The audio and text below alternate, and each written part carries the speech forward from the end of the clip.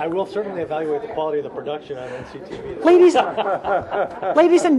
Ladies and gentlemen, we have to actually wait till 7 o'clock to start, so I appreciate your patience just for another couple of minutes. We're all here, but we have to wait for the 7 o'clock hour to start our meeting formally.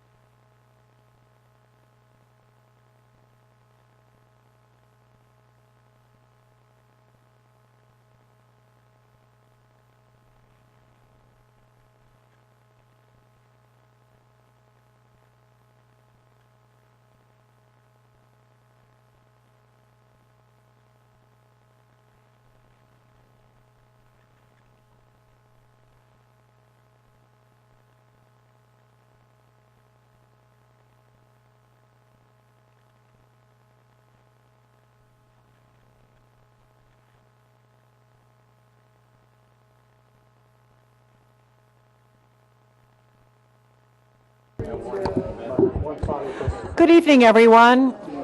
Since 5 p.m. this evening, this Board of Education has been in closed session for purposes of closed meeting minutes, appointment, employment, compensation of discipline, performance, and dismissal of specific employees of the district or legal counsel for the district, student discipline cases, collective negotiating matters between the district and employment and its employment or their representatives, and litigation when an action against, affecting, or on behalf of a particular district has been filed or is pending before a court or administrative tribunal. So with that, I would like a motion to come out of closed session, please. So moved.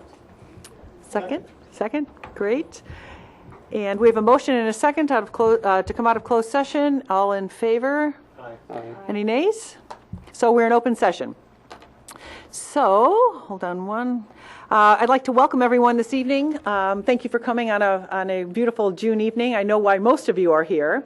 But anyhow, our mission is to educate students to be self-directed learners, collaborative workers, complex thinkers, quality producers, and community contributors. And there are a lot of community contributors in the room right now. And I will ask Ms. Bell for a roll call, please.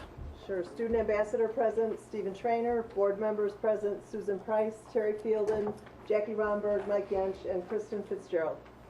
As is our tradition at our business meetings, it's to please stand if you're able for the Pledge of Allegiance. We usually have elementary students that help us through this, but they're on holiday. So we have to do it ourselves. I pledge allegiance to the flag of the United States of America and to the republic for which it stands, one nation, under God, indivisible, with liberty and justice for all. Yeah. Oh, no worries, no worries. Thank you, everyone. And those that are here for the good news, and that has something to do with Naperville North High School, if we can ask you to bear with us a moment.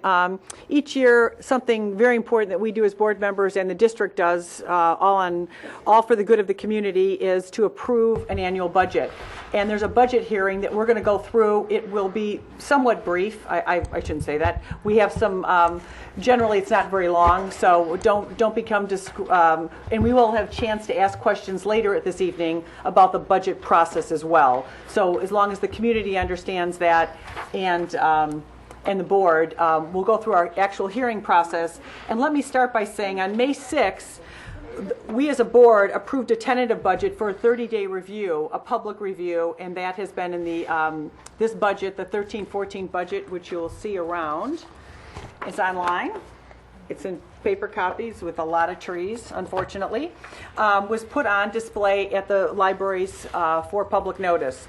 And then at our May 22nd and May 3rd meeting, it was also on our agenda to talk about different things, talk about any questions that would come up by board members or the community. And finally today, at this meeting, if we so choose to, we will vote. We will close the public hearing today and vote on the budget later in the meeting to adopt the 13-14 budget. And so with that in mind, I will go through our public hearing process. The first thing is administrator comments.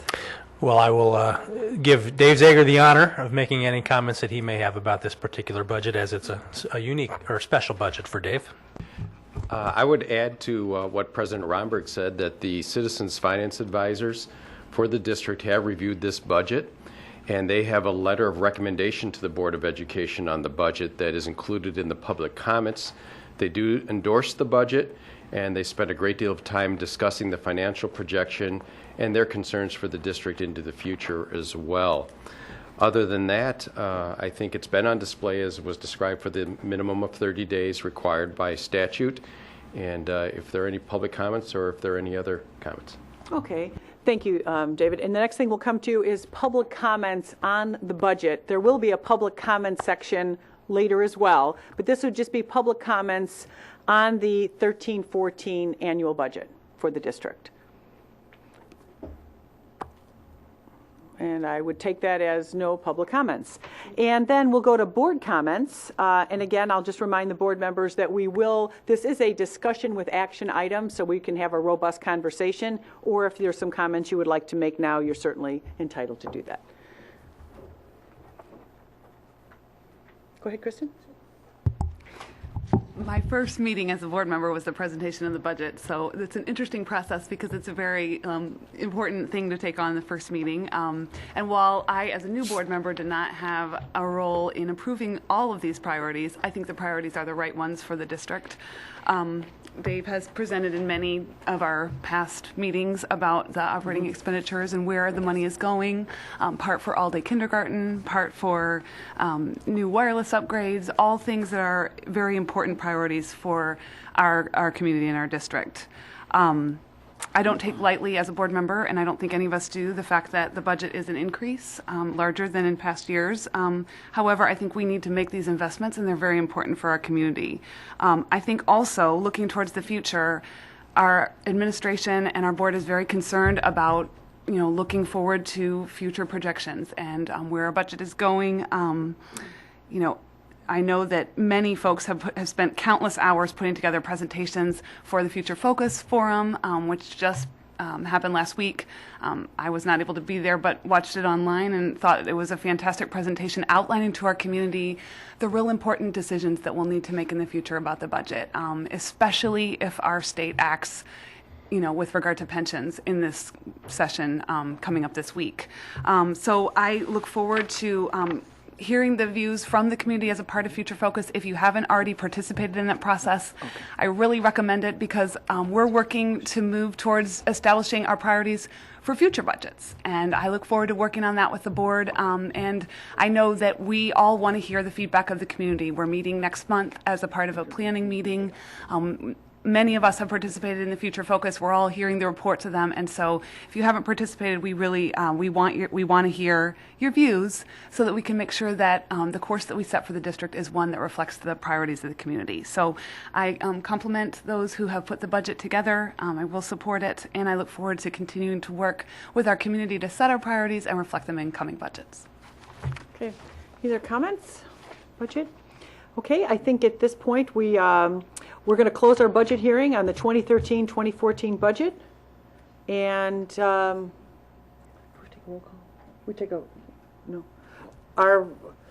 we're done with the budget, and we'll talk about it later in discussion with action. So thank you for sitting through this, rest of the community. We're going to come to probably one of the more exciting times of our meetings that we have each at our business meetings, and that's good news. It can be about teachers, students, all different people in the community. And our exciting news tonight is some athletes at Naperville North that not only won the state championship, but it's the second year in a row. And I would love for, I think Mr. Pops is here. There are a number of students that are in this group that were a part of that victorious team last year as well. So I'd love to kind of get an idea who those would be. And the other thing I wanted to mention in good news, which will come after Naperville North, we are wearing Hawaiian shirts because a very esteemed person in the senior cabinet of the district, the chief financial officer or assistant superintendent of finance, Dave Zager, he is retiring. This is his last meeting. And he's all Hawaiian shirts, and everything else that comes with it are very near and dear to him. And we have this get-up on out of respect and our sadness that this is his last meeting with us. He's contributed a lot. But without any further ado. Great. Just a couple brief comments. Just first with Dave. The shirt Dave's wearing has hung on the back of his office door for as long as I've known Dave, and the only explanation he would give is you just never know when you might have an occasion to wear a Hawaiian shirt. So we all thought it would be great to surprise him today with a Hawaiian shirt on his last day. And we'll speak more about Dave in a minute. But first, it's a great opportunity and great privilege of mine to invite up with me head coach of the Naperville North girls soccer team, Steve Golitz, to recognize and introduce the members of his team for their back-to-back IHSA Class 3A state championships. Congratulations, Coach.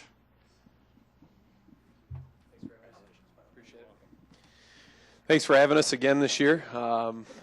We can get used to coming back here, so hopefully we can do it again. But thank you for recognizing these outstanding young ladies for their accomplishments. And real quick, just to to kind of give a brief overview of what they've accomplished, especially the senior group in the last 3 years, to be at 3 straight state finals appearances, finishing second place and then first here the last 2 years, is something that's never been done at Naperville North High School, and a pretty special thing. They're one of 6 schools in the state of Illinois in girls soccer history to win back-to-back state championships. We currently finished this season on a 35-game unbeaten streak dating back to last year. And our one loss in the last 2 years has been on penalty kicks to the school that's very close to this building that we don't want to talk about. 22-0-2 this year was our final record. We finished undefeated. 46-1-3 the last 2 seasons is a pretty special accomplishment, and to finish it off with another state championship is awesome. I'm going to introduce everybody that's here. I'll also quickly introduce the players that couldn't come for they have other previous engagements, but I'll just kind of go down the list here from people that I see. So, senior Angela Woodlackey, coming up. Junior Megan Lee.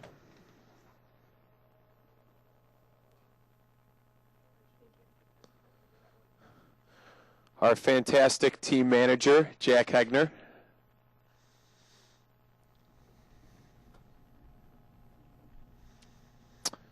Senior Carolyn Rico.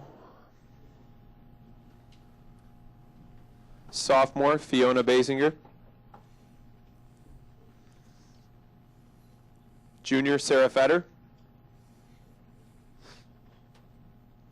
Senior Emily Bramagen. Senior Jillian Van Kampen. Junior Abby Mangiafrida. Sophomore Jen Fortman. And sophomore Allison Savoda. Players that couldn't be here tonight, sophomore Claire Hilberger, senior Lauren Wenig, sophomore Abby Boswell, senior Maria Gerleski, senior Krista Zalak, senior Cora Climo, junior Lily Butler, senior Zoe Swift, senior Tracy Korn, and then senior Carolyn Casas. And with me tonight is my assistant coach on the varsity level, Coach Ryan Keeney, and our freshman coach, Don Siebert.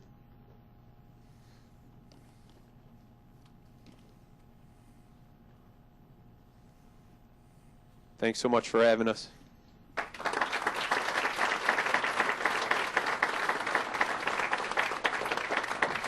If we have any family members who would like to come forward and take a picture, please by all means do so.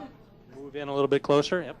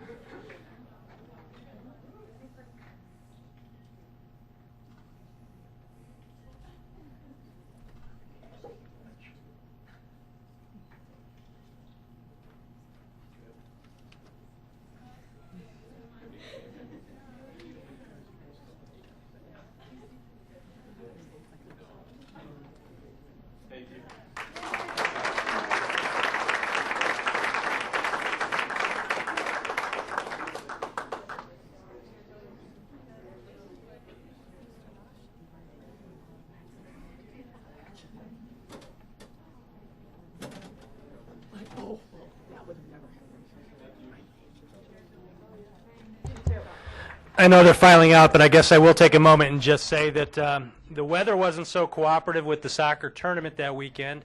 I happen to be particularly thankful that the weather was what it was, because it delayed the start long enough that I could leave one engagement and be there in time for the second half. And as girls, as you're walking out, thank you for setting an example of how hard the game should be played, playing it with the right spirit and the right level of enthusiasm and energy. You certainly represented our district and community well. So congratulations, Coach. Congratulations, ladies. Well done.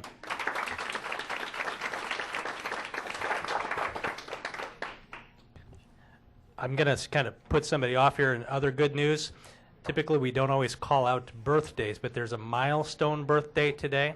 And if that person wants to acknowledge it, are we okay to acknowledge it? We'll acknowledge it. It's a milestone birthday today for Susan Rice. We'd like to wish you a happy birthday. And in conversation, maybe she can identify which one for you. I won't do that for her. Okay, we just have a very heartfelt and simple thank you for, again, the esteemed financial keeper of this district, Dave Zager. I know Dave is not big on having people make any to-do over him, but Dave, we have a plaque that for some crazy reason didn't get delivered today, but will be here within the week or so. And I would just like to express what collectively we decided to put on this from the Board of Education and our superintendent. It represents the excellence in service presented to you, Dave Zager. The district is sincerely appreciative of your time and dedication for your years of service to the students and community of District 203. We hope that your retirement is filled with adventure and fond memories of a grateful community. And might I emphasize the grateful community. Thank you.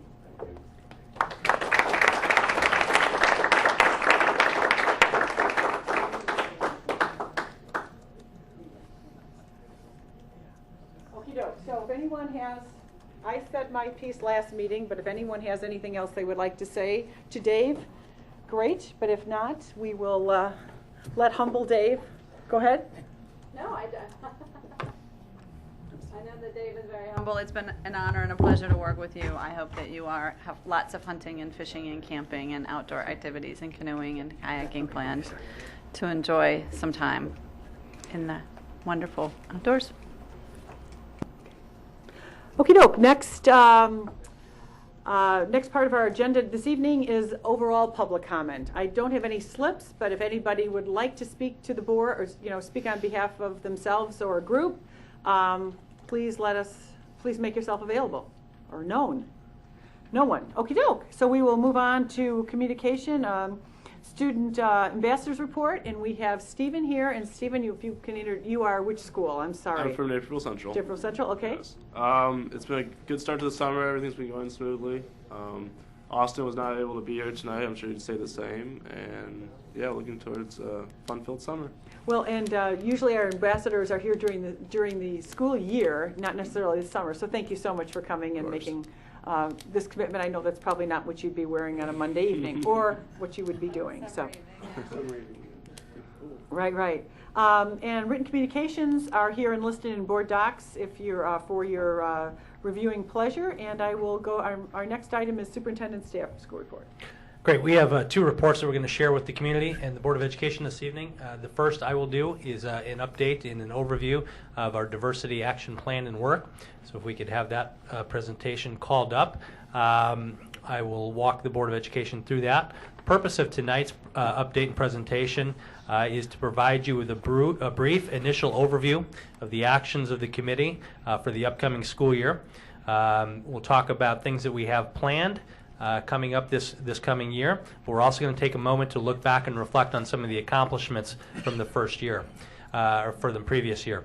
Please remember that we look at this action plan as a dynamic living document. It's a part of our work and a part of what we do. It's something that has to be responsive and reflective of the work that we're doing and the impact that it's having. And it's important that we talk about how it links with what we're doing in terms of school improvement and school improvement planning also. So it's our intent to be real thoughtful and responsive in this plan and how we work with our school population. First slide illustrates the diversity statement that was presented to the Board of Education by our diversity committee last July. And we came back to the advisory council late in the spring to review this statement and ask for input. And the feeling was that it needed to be a little bit more assertive, a little bit stronger. And I think that echoed some of the conversation and comments that were made by the Board of Education back in July of last year. So the second slide really updates that by talking a little bit more specifically and intentionally about the work that we need to do. We asked the Diversity Advisory Council to look at this. We can go to the next slide, please. Nope, I guess go back one. We were on the right one. Okay. That's the one we want, right? Nope. Next one, please. There you go. So you've seen a little bit of wordsmithing, but give a lot of credit to our Diversity Awareness Task Force and Kate Foley for putting language together that really represents the intent of the action plan that we have in our advisory council.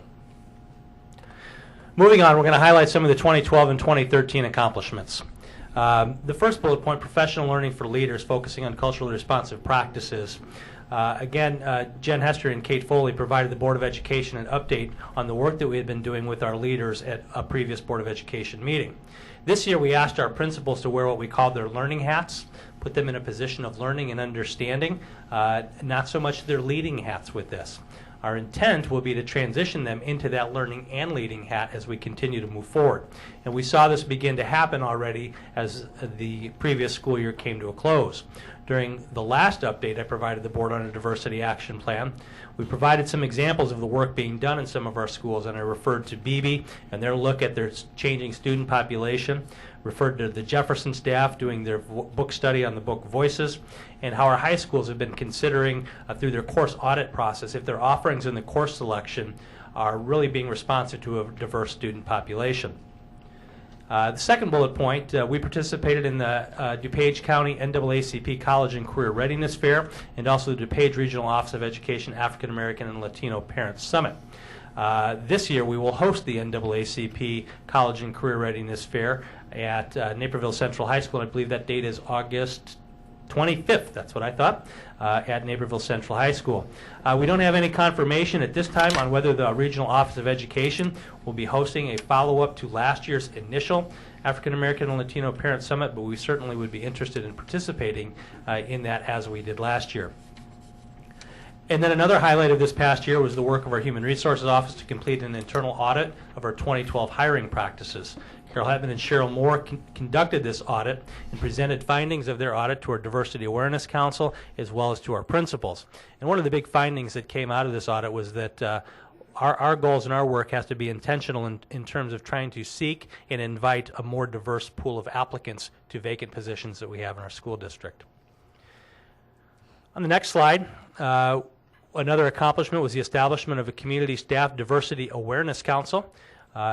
A council made up of equal distribution of staff and parents and community members. And the role of this group is to provide advice and feedback to the administration regarding its plan, to provide suggestions and recommendations for future actions.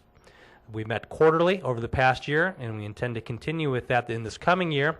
We're looking to broaden the community participation in that, but overwhelmingly, the group that did meet found that it was a worthwhile process and hope to continue. We also published an initial dashboard. We're waiting for the rollout of our new content management system on our website to allow us to be a little bit more dynamic in the type of information we communicate and what we put on there. So that continues to be a work in progress. We surveyed district leadership team members earlier in the year, found that the survey that we administered to them didn't quite give us the information or the feedback that we wanted, and we'll be looking to look at a new or create a new survey. We also administered the 5 essential survey as required by the state this year to provide us an analysis and a survey of the school climate and learning conditions at each of our schools. And then also with the help of Julie Carlson, we've developed a significant partnership with our School Family Community Partnership Group. That parent group has really taken the lead on working with us in the implementation of our action plan and its rollout with the community and how we involve and invite our parents to participate in this process. Our goal this year has really been to increase awareness, increase a little bit of a sense of urgency, and to put our leaders in our buildings and in our school district in a position of understanding why this work is so important and why this work is a priority.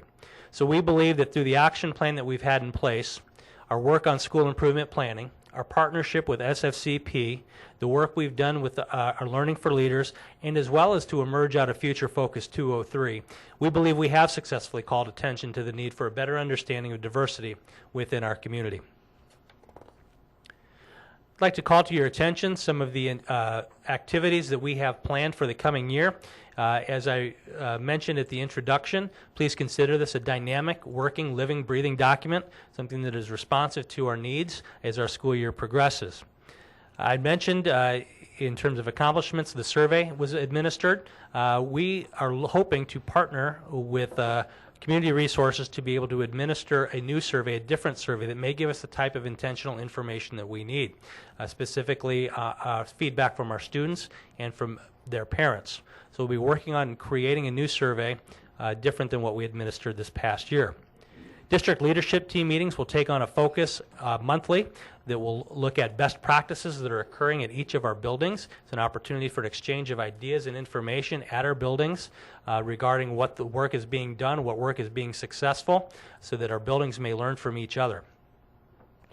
Our school improvement plan goals will continue to address achievement gaps in professional learning for teachers. So specific goals that are written at the building levels will be targeting areas where our student population and student achievement needs to increase, all the while maintaining the idea that student achievement and progress of all of our students needs to increase. We're going to expand efforts to seek community employment for disabled students. Dr. Foley has been an advocate, not just in our community, but regionally in terms of working with employers in communities to seek opportunities for individuals to be employed. And then we'd like to conduct an inventory of the student groups that support our diverse student population, what those groups are that exist in each of our buildings, the work that they're doing, and the particular groups that they're supporting. In terms of the area of recruiting, an ongoing goal for us is going to be to continue to increase the diversity among our applicants. We will partially do this by continuing to target select job fairs and universities that historically produce diverse candidates. Coupled with that will be to ensure that we have a communication system that's in place that will allow better communication between our recruiters, human resources, and those teams of hiring administrators when we've identified strong potential candidates at fairs or through other processes. We'll continue our reviewing our progress and communicating that progress with our team. In talking with Carol, we believe that an annual review of our hiring practices is something that is worthwhile and gives us information and helps us in our goal setting. And then one suggestion to come from our Diversity Awareness Council was to create a recruiting tool, such as a video, that encourages diverse candidates to apply to our school district. One of the things that they talked about is that it's our advisory council. They think it's a powerful message when it comes from the district itself, that we embrace and welcome diverse candidates to apply and to come to our community. In the area of professional learning, through our professional learning plan for the coming year, we will seek to support educators in becoming more culturally aware of their students and our community and how that awareness will support their instruction. We'll seek to enhance that expectation that all students can achieve at a high level. This coming year, we'll be partnering with Dr. Edwin Javius, the CEO of Ed Equity, that will force our leaders to rethink and challenge the traditional ways in which they've worked with our students. We're in the process of working with the DuPage Regional Office of Education to continue to support our work and provide training for us as necessary. We will be spending this time this year working with our evaluators in our evaluation committee on fully understanding the language within our evaluation plan, especially in those areas that focus on culturally responsive practices. And then partnerships are going to continue to be an important part of our diversity action plan. Johns Hopkins is just one group that we've partnered with, specifically in work with our school family community partnership, SFCP. And then in the area of community focus, as I've already indicated, we will be playing host to the 2013 NAACP College and Career Readiness Fair in August of this year. Dr. Edwin Javius, who I'd mentioned, will be working with our administrative staff. We'll be back in October as part of the Mid-States Benchmarking Consortium that we will be hosting, but in partnership with the DuPage Regional Office of Education. On Wednesday, October 23rd, we'll be hosting a community conversation regarding diversity, and Dr. Edwin Javius will keynote that conversation. An exciting idea to come out of our task force was the introduction or the suggestion of a potential community book study, and to invite our community to study and become a part of this process with us. And using a format such as Future Focus, and you'll note I've called it Focus 203 because it will be dealing with the immediate as well as the future, Focus 203, to begin a community conversation regarding our work on diversity. And I'd mentioned earlier our intent and our desire to broaden our Diversity Awareness Council. And then in the area of process, we'll continue to bring back and affirm the diversity statement, appropriate Board of Education policies for review. We've worked to incorporate principal report on building-based activities in our annual talent management discussions that we have with our principals, and we will be spending time this year determining measurement and accountability plans so that we're able to measure and talk about the impact that our action plan is having on our schools and the work that we do. So with that, I will entertain questions that the board may have. I know we have administrators also that would be willing to address certain components of this. Kristen? I want to compliment you on your work to do to transmit an urgent message. I think that you've really done that. Just participating as a community member and now as a board member, I think that through many, many presentations as a part of SFCP, as a part of Future Focus, and as a part of just your board presentations, you've really put this message out throughout the year. And I mean, I'm certainly impacted by it, and I know our community is. So I really compliment you on that. I think the goals are also very robust, which I really like to see. There's a lot of goals, and particularly for the students, I like to see, you know, how we're looking at how we are actually going to make this plan become improvements in the academic achievement gap. So I have a couple questions with regard to that. What kind of realistic progress do you think that we can expect? And you know, I know that it's tied right now in the plan to the SIP goals. Is there a thought of doing a district-wide goal or something of the kind? Yes, I think it is realistic to think that there can be progress. I think that progress is going to be dependent on the goals that we write and how we attempt to measure them. We need to be very clear about what the outcomes are and what the targets are going to be, and ensure that we have an appropriate way to measure the progress. We will be looking at how we design, and I don't get too far into talking about the work that we do with Data Spa. Tim Warenga, Assistant Superintendent for Assessment's not here.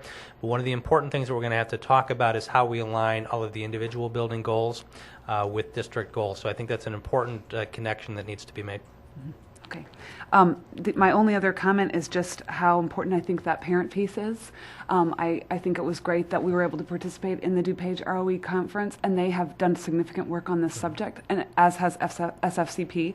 So, you know, just the continuation of those partnerships, I think, will bring a lot of dividends. And as, you know, those groups work within their schools, I think that the efforts to bring in parents and the administrators' efforts to bring in parents will really have an impact on these students also. Great. Thank you.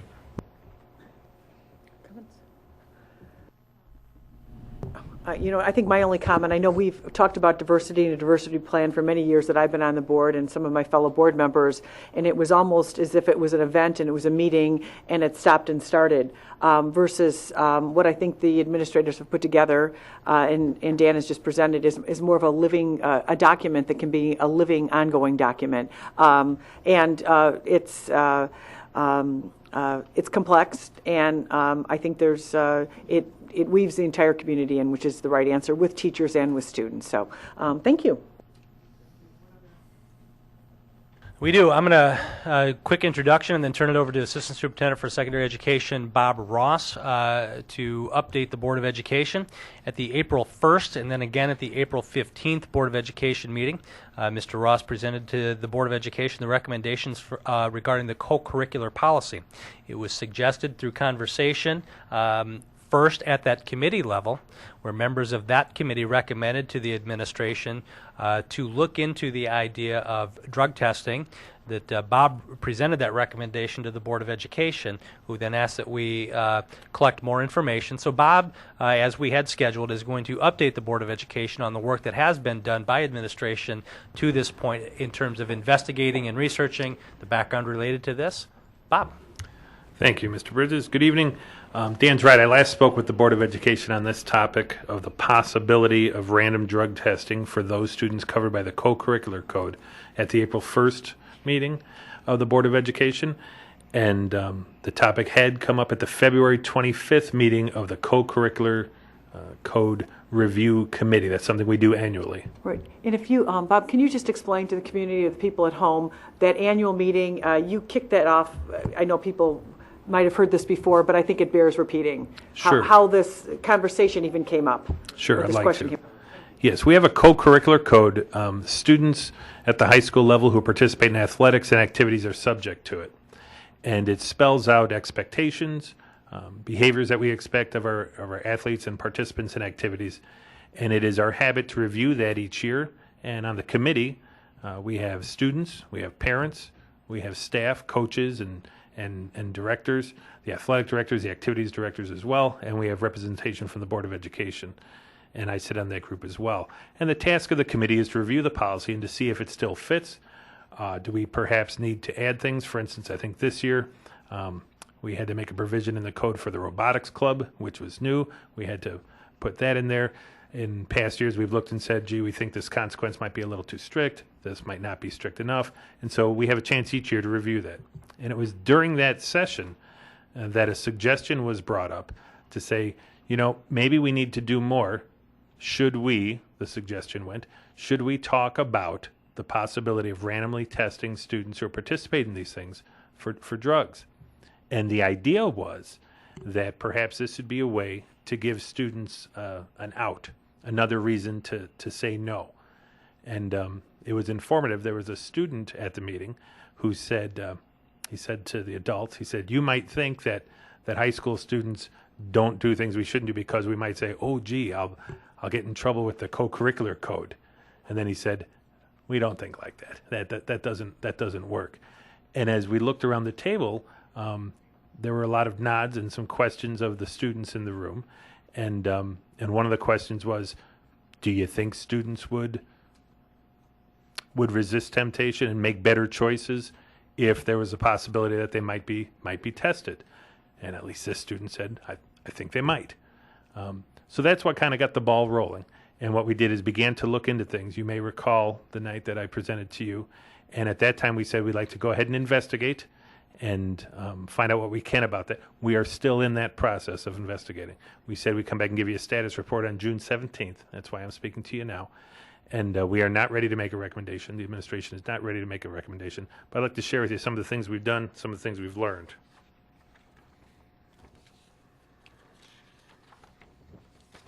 Our athletic directors were charged with going out and talking with counterparts at schools who have been doing random drug testing, and they were able to talk to their counterparts at Wilmington High School, Sandwich High School, Plano High School, Rock Falls High School, Lake Zurich, and Oregon High School. I've met with our athletic directors. They've expressed some interest in doing this, but they also want to find out more about how well it's working and some of the challenges that we face, or that these other schools who've done this have faced. The district has been contacted by companies who are interested in helping us, who are interested in providing that service for a fee from all over the country. We have some people who are contacting us to help us in that way. More locally, I've met with the folks from Rosecrans, which is a group that's been very good to the district, and we're able to provide some excellent advice for us. I've met with our attorneys for our district. There's a lot to that conversation. The short version is that if the board ends up deciding that they want to do that, it's legal. We could do that. There are some other things that we'd need to consider. It's a very involved, very complex issue, as you know. There remains a large question about whether or not this is the right thing to do, and if so, what would be the right way to do it. Next steps for us, we think, include finding districts that are more similar to us in terms of size, location, and demographics than the list of schools that I named. The normal comparison schools and school districts that we talk about in many areas in our district are not doing this right now, so it's hard to learn from them. We can certainly learn from the other schools that I mentioned, but I don't know that that's a great match in that they have some of the same characteristics that we do, so that's something we should keep in mind. We'd be interested in finding districts even outside of Illinois who might be more similar to ours, and we think that might give us some valuable information. We'd like to start by, we'll be talking to our colleagues at the Midwest Benchmarking Consortium. We use them for a lot of things. A very appropriate topic when we meet with them is to talk about this. Have they done it? Have they considered doing it? Why have they or have they not? What have they learned? So that's a good group we think we'll want to talk with. We need to talk about this among the administration at our summer cabinet meetings. It's a topic that requires a good deal of conversation. We need to have that. This summer is a good time to do that, so we'd like to do that. We think we need to consider, and at some point the board may need to consider what the proper channels might be to gather input on this and related topics. Of course, there's opportunities at Board of Education meetings. There might be other avenues we might explore to gain more public input. We have in the district a medical advisory board, which we could use as a sounding board for this. If the board decided that we were to proceed, we think it'd be a good idea to ask some members of this board to give us advice, to talk to us about specifications that we might require in the testing, to help us evaluate companies who might come forward with proposals. So we have some medical experts who we think could help us with that. Right now, what we'd like to do is continue investigating this and report back to the board in the fall, perhaps in October or November. And I don't know if we'll have a recommendation at that point, but I know that we'll know a lot more about it than we do now. Appreciate that. Thank you. That's exactly what we needed to know. First of all, what was going on regionally and even within our, our closer community, and doesn't sound like a lot's going on. So I appreciate that update. Does board members have any other direction before that October, November update? Michael? I wouldn't say direction, but repeat some comments that were made last meeting when we talked about this, and particularly when Terry talked about, what he could support at that early point in the conversation, what he couldn't support as far as discipline versus health. And, I know I shared it with a couple people, but one program that really caught my eye was it's Rockhurst High School in Kansas City, Missouri. And the thing I loved about it was they have a very detailed policy in how they deal with it, and it's very clear that the primary goal is to help the kid. Mm-hmm. The first positive in their example, there's absolutely no discipline. It's a confidential meeting with the at least one parent and the student, and they make available drug rehabilitation programs and stuff like that. And then bottom line is, the kid would get, in their example, the kid would get retested after 90 days, and if he's clean, then he's done. He's off the program. If he's done again, then he goes to the second strike, and there's still no discipline, but now the rehabilitation becomes a little more intensive, and there's next steps. But basically, in their example, he would have to flunk 3 tests in the course of a year and blow off all sorts of rehabilitation before any kind of discipline. And I think, because I was fortunate enough to sit in this co-curricular meeting with that committee, and it was, the concern was getting help for the kids that need it, in addition to possibly having a motivation not to participate or an excuse. But it was also, helping the parents help their kids and providing what resources we can without being hopefully overly intrusive, even though some people might think it is. But I just wanted to recall that conversation. I also wanted to, this is kind of sudden probably, but I wanted to get Stephen's opinion, just your personal opinion on what do you think about something like that? I think it'd be a great idea to give students an opportunity to not choose to do the choices. But I was curious, kind of a question. I don't know if you guys discussed this the last meeting. Why are we limited it to only co-curricular students? So why not every student in high school? I didn't know if that was discussed, or because not everybody, is involved in something. That's we would want to be able to help all the students. The difference is, you're familiar probably with the co-curricular code, but for the audience, all sorts of misbehaviors. The co-curricular code is supposed to be a positive thing. It's supposed to encourage good behavior and good sportsmanship and so on. But there are some offenses that are listed there. So things that a student might do for which he'd get in trouble at school.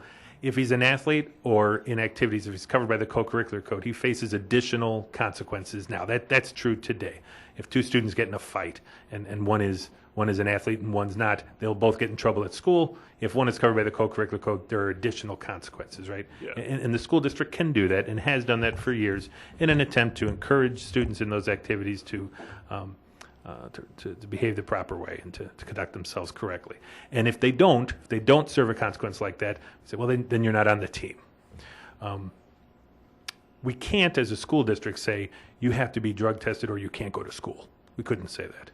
Okay. We could. I don't know that we will. I don't know that the Board of Education will elect to. But the Board of Education could say you have to submit yourself for drug testing or else you can't be on the whatever team.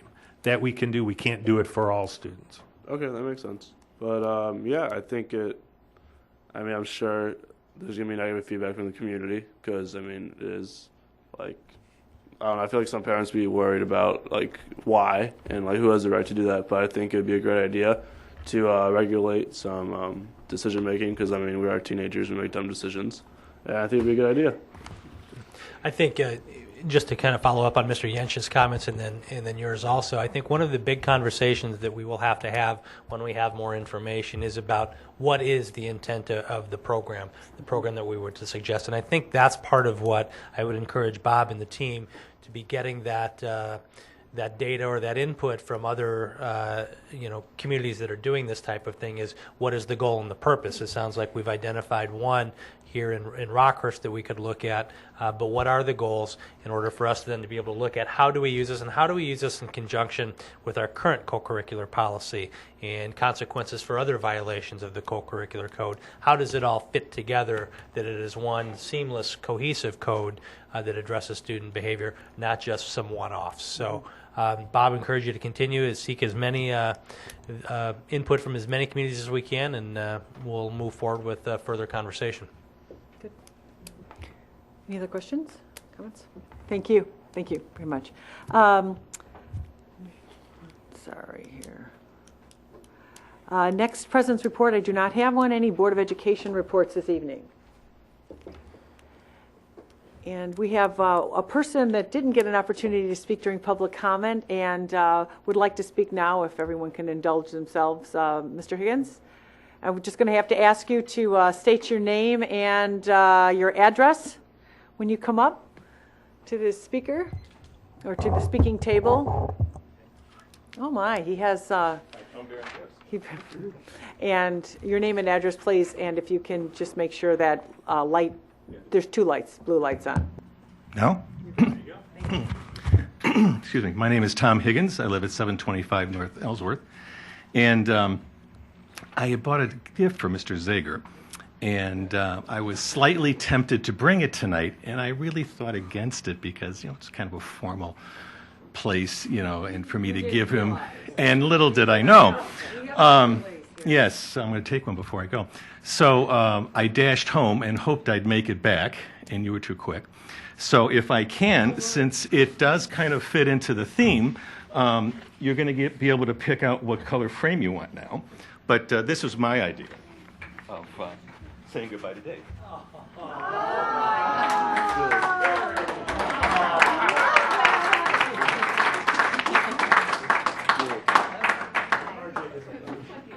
And if I could mention, because we want to keep this in the family, there's a wonderful retired artist that lives a few blocks away from me, a guy named R.J. Ogren.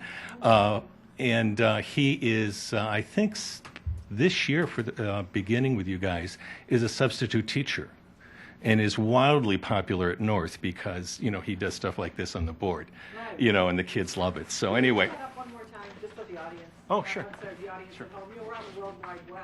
Where am I pointing it to? There you go. So. Now, if I can gain or if I can lose 20 pounds and get in shape, I'm kind of hoping Dave will teach me how to kiteboard. Yeah. And let me just be serious for a moment. Dave has been invaluable to me. What I know about public school financing, what I understand about this district's financing is really largely thanks to Dave, and I'm really going to miss him, and I really appreciate his professionalism and his willingness to talk to me whenever I have a question and answer it. So thank you very much. I'm going to miss you. Thank you, Tom. Thank you very much. Nicely done.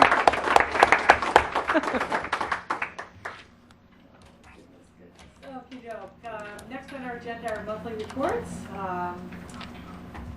And treasury statement, investments, insurance report, budget report, which everyone can see in board docs. And our consent agenda is next. And I think it was Terry Fieldman with Donna Wanke. And you'll take out 9.02. Yes, I will. Awesome, thank you. Donna and I and Dave sat down and reviewed the bills and claims for the very last time, at least from Dave's perspective.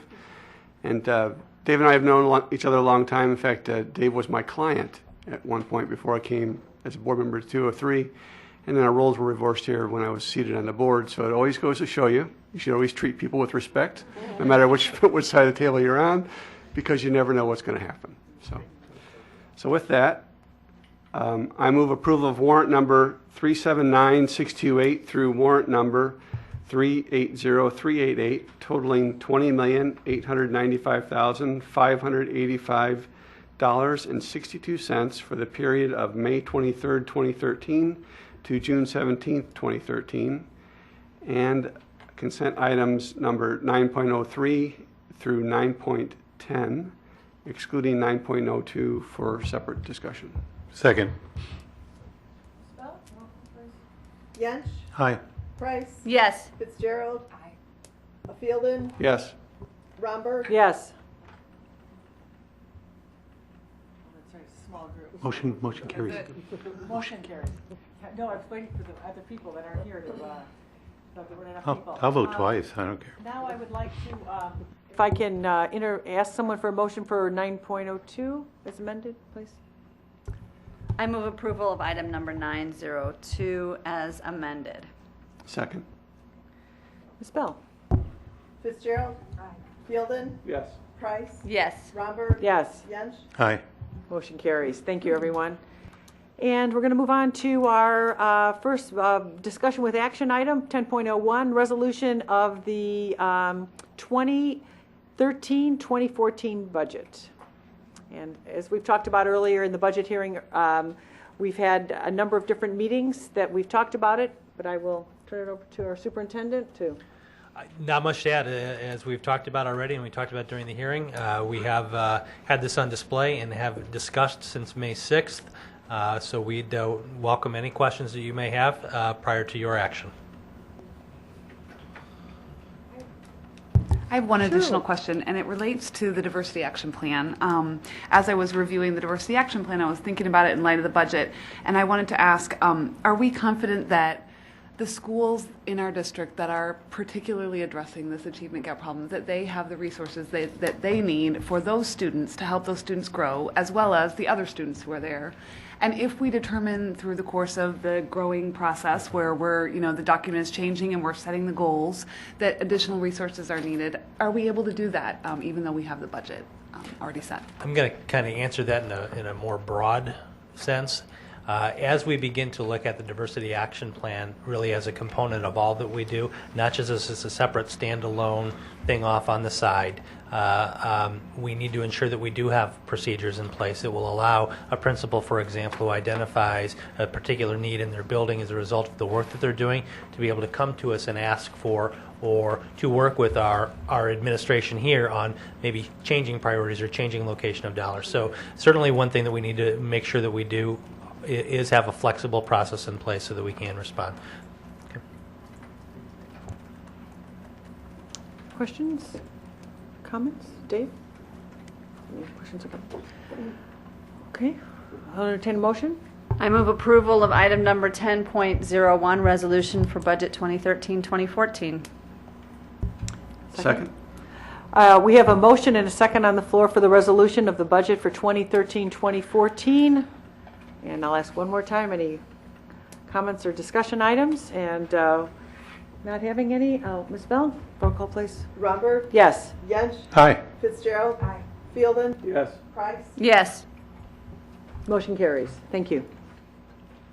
Our next item, Sure, now go ahead. Yeah, go ahead. At the previous Board of Education meeting, we presented to the Board of Education Board Policy 510, Equal Employment Opportunity and Minority Recruitment, for your first read. Second reading is tonight, opportunity for you to go back to it. There was one question regarding 510 that was asked at our last Board of Education meeting regarding Order of Protection status.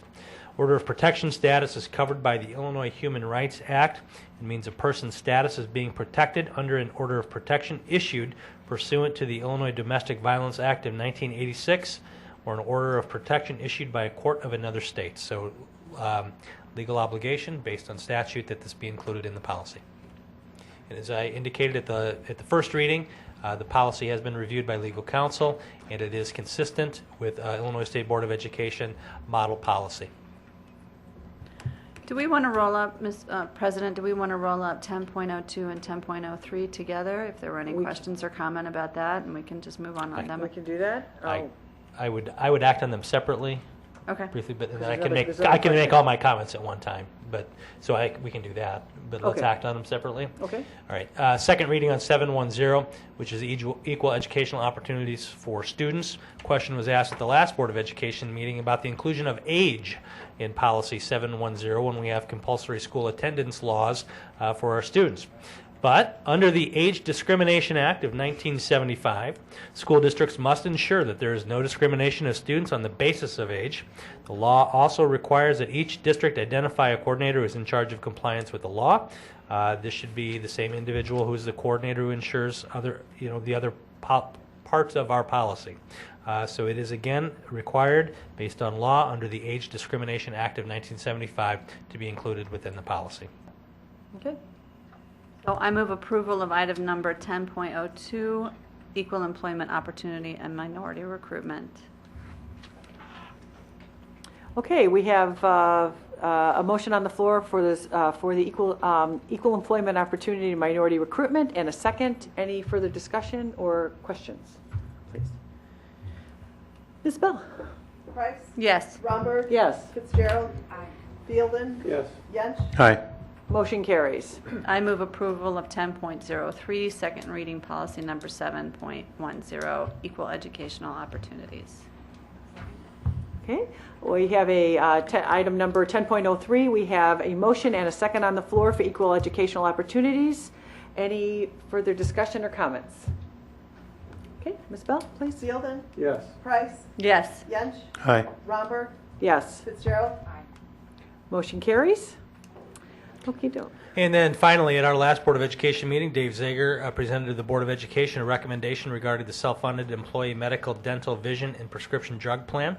The recommendation is that you renew the self-funded employee medical, dental, vision, and prescription drug plan for the year beginning October 1st, 2013, as was recommended and presented last week. We'll be happy to answer any questions that you may have. Questions, comments? I move approval of item number 10.04, employee self-funded medical plan. Second, anybody? Second. Okay, on the floor, item number 10.04 in Board Docs, employee self-funded medical plan. We have a motion and a second. Any further discussion or questions? Ms. Bell? Fitzgerald? Aye. Romberg? Yes. Yench? Aye. Price? Yes. Fielden? Yes. Motion carries. And I thank Steve for coming. I saw him back there someplace. Wasn't Steve here? He was here. Yes. So Steve Oh, was so your here. big question right now. No, I don't have a question right now. I was kidding. just going to thank him for showing up. Yeah, Every yeah. time he very generously comes and Yes. spends some time in case there are any questions, but he's left. He must have had an emergency since it hadn't come up yet. But Wait, he was actually here for the business insurance, the life. oh, the business. Oh, okay. Well, thank him for being here for that too. Okay, the next item on our agenda are schedule of events. As you can see, things have been populated through the end of the calendar year on this calendar, and thank you to Community Relations and everyone, and Bell and everyone for making our lives a little easier and getting those dates out there. It's very, very helpful to have as many of them as quickly as you know them. Comment? Please. Okay, I have a couple comments just on a couple of dates. First, a date correction. Julie and I guessed at the NAACP Youth event that we'll be hosting at Naperville Central as the 25th. It's actually Saturday, August 24th. So that's reflected on your calendar. So the calendar is correct. That's correct. The calendar is correct. Great. And then also for a community who may be watching regarding Future Focus 203, my first year as superintendent of this district will forever be defined by the weather. As you know, we had to postpone, initially cancel, the Wednesday night Future Focus on finance. We did have a successful Future Focus the next morning. But the facilitating team, the community facilitating team, recommended that we do reschedule and rehost the evening finance discussion. We determined that in order to ensure that we would have a good audience, a good sized audience, that we would come back and do it in the fall. So rather than try to schedule it in the summer, busy summer schedules, the facilitating team meets on the 25th. Next week, and we will talk about potential dates in the calendar, and we will repeat that session. But you can find the session online at least the presentation, and also Naperville Community TV 17 is running it several times as well. So we encourage you, if you couldn't attend and you're interested, to check that out or join us in the fall. Thanks. Awesome, thank you. Any other comments about the schedule? Anyone? Board or, yes? At the last session, I did mention that the volunteer leadership kickoff might in fact be changed, and it has been changed, and it's reflected on this new calendar. Great. So that date will be Perfect. August the 29th. And can I just ask one thing? I think we started this a while ago. When there's a change date, Ann, can you highlight it in red? Some of us go through and put these on our calendars, and then we don't go back. And so if a changes happen, that's just, is that hard to do, Ann? Not, okay, great. Pardon me? No. Okay, yeah. I don't even know if you can do it, but whatever. Okie doke. We come to the last thing on our agenda, and I will entertain a motion if I move to adjourn. Second. there's a motion and a second to adjourn. All in favor? Aye. Any nays? Okay. We are adjourned. Thank you, everyone. Thank you for spending your summer evening with us.